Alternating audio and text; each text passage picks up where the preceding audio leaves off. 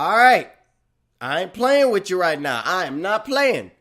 This could be this video right here. This could be some heavy spoilers. I could spoil this entire movie for this video right here. Could spoil this entire movie almost a year before it comes out. I'm just letting you know, prepare yourself. You want to watch this video? You could spoil this entire film for you because I'm that good. I am that good.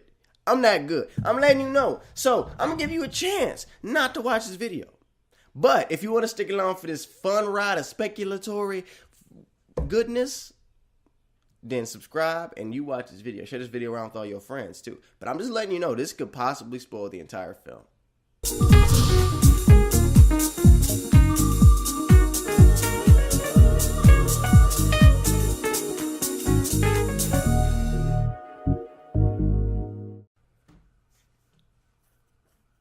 It looks as if it's going to rain. What's going on, guys? I'm Venom 2 million. That Batman v Superman trailer. I'm about to get into talking about it. We're about to talk about some stuff about it. We're about to get deep, dive real deep up in there, find out some stuff, about to spoil some stuff for you. But, let me not be calm, because if I'm calm, then you know what's going on. Anyway. So, that Batman v Superman trailer. Wait a minute. Wait. Do you bleed? Superman, because you will. That's the one thing about this trailer. This is all aimed at Superman. There's so much aimed at Superman. So much. Everyone's talking about Superman. But the one person that's not saying anything in the trailer is Superman. That's what's very interesting about this. Because everybody else is speaking about him. Everybody else has these thoughts about him. But he does not have the chance to say a word. He's this figure, this godly figure, this figure that is larger than life, but no one else really knows him. No one knows him except for his mother and himself. Let's dive a little bit deeper. In this trailer, we see visually that Superman is thought of as this godlike figure. And I love the fact that Zack Snyder and Warner Brothers are taking that approach, because I know for a fact that if there was a being to descend from the heavens today, people would look at him and refer to him as Jesus Christ. They would say that is God, that is Jesus, because he's doing these extraordinary, supernatural, non-human things. And I really applaud them for taking that approach.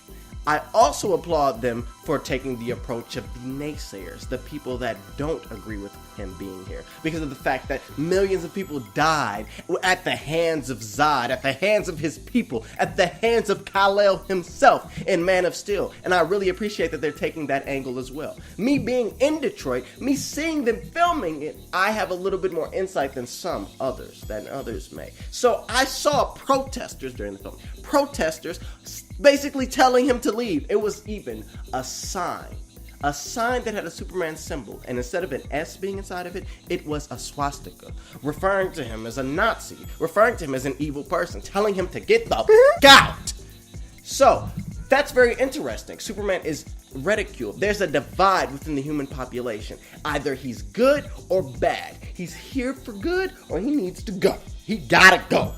I also appreciate the fact that they're taking Superman as this worldwide figure. He's not just an American symbol. We see in the trailer that he is holding a Russian space station. We know that it's Russian because it has Russian writing on it. He seems to be in some Middle Eastern place or somewhere that does not seem to be America, at least because of the fact that the person that's reaching up to them, their clothes are not modernized American clothes. He also, when he's surrounded by people and he's surrounded by a group of people, everybody's reaching out to him. They look as if they are celebrating the Day of the Dead. So I could assume that this is Mexico. So that's again playing on this global level of Superman. He's not just a American symbol, an American hero. He is a global symbol, a global hero, a global figure. We also hear lots of media coverage talking about whether or not he's here for good. We hear Neil deGrasse Tyson referring to him as a being, and overlapping that word of being is alien. It's overdubbed. We're talking about a alien. And the person saying that, I'm going to assume, is the same person that says,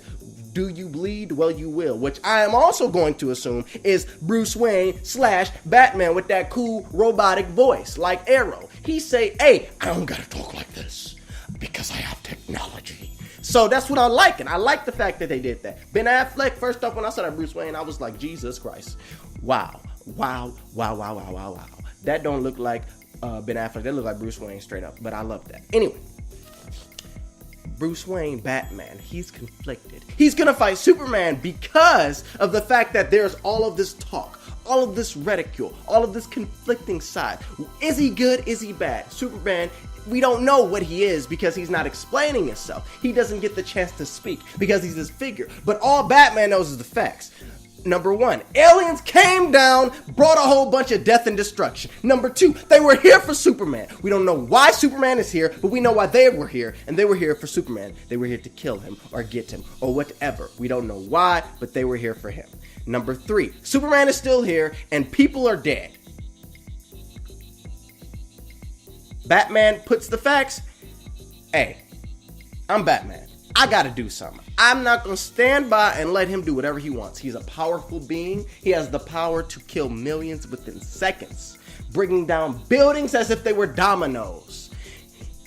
He needs to be stopped. He needs to be at least controlled, or at least he needs to be told that he will not be in this planet, be at this planet and do whatever he wants. That's Batman's motive, I believe. He's not going after Superman to kill him, firstly, or per se. He could be going after him to stop him because he doesn't know what he's doing. But I feel as if he's at least going to him to send a message. Like, you are here as an immigrant.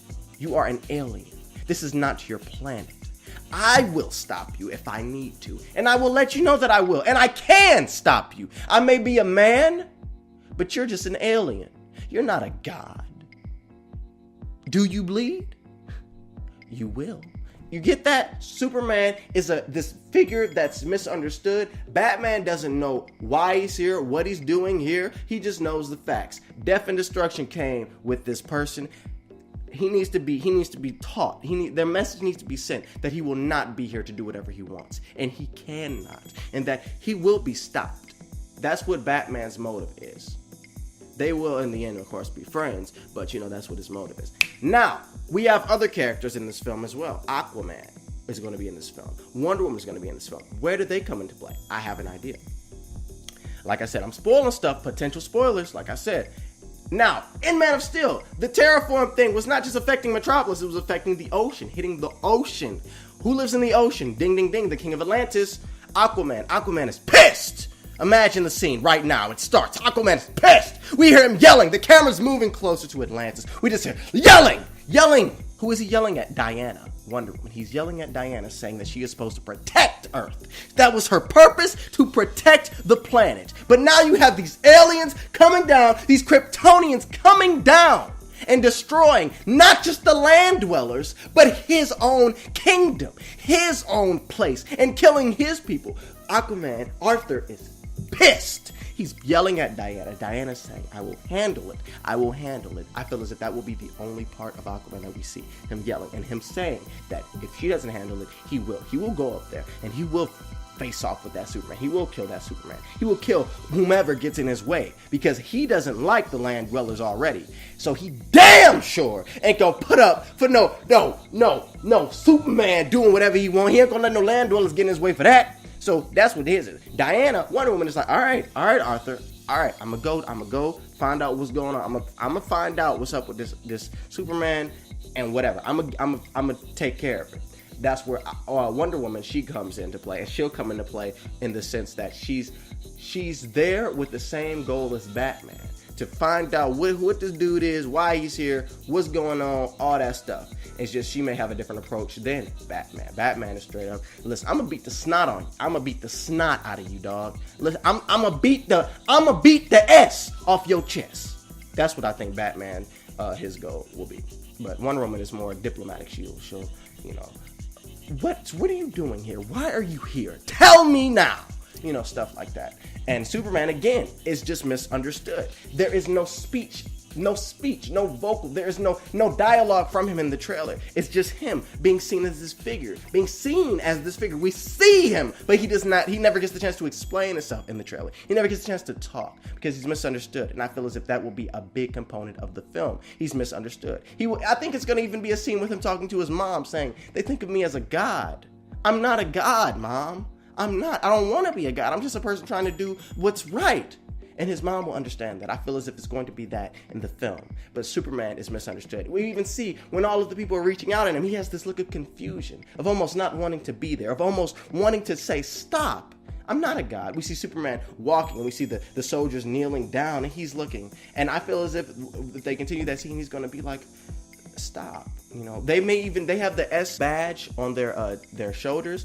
They may be a Superman task force. They may just be a task force dedicated to Superman. Like they like Superman as a symbol, and we respect him, especially after what happened in Man of Steel, especially after him saving military folk and stuff like that. So they may respect him in that regard. But I feel as if Superman is going to be really conflicted, and he does not want to be a god. He does not see himself as a god. None of that. He does not want that. That is not him. And I feel as if we're going to see that in the film, and we're going to see this as a big misunderstanding. And in the end, once the understanding happens, that's when we'll begin to see the Justice League form. I also think we're going to see the Flash. We may see the Flash because they announced the actor playing him. I'm not sure if we're going to see The Rock as Black Adam.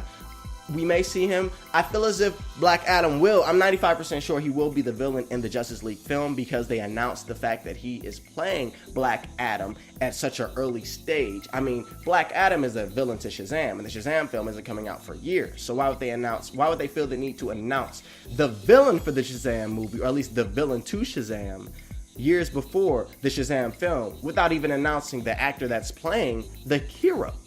I feel as if we're going to see The Rock in Justice League as Shazam, as Black Adam, as the villain, but I'm not sure if we're going to see him in Batman vs. Superman. We could, not sure yet.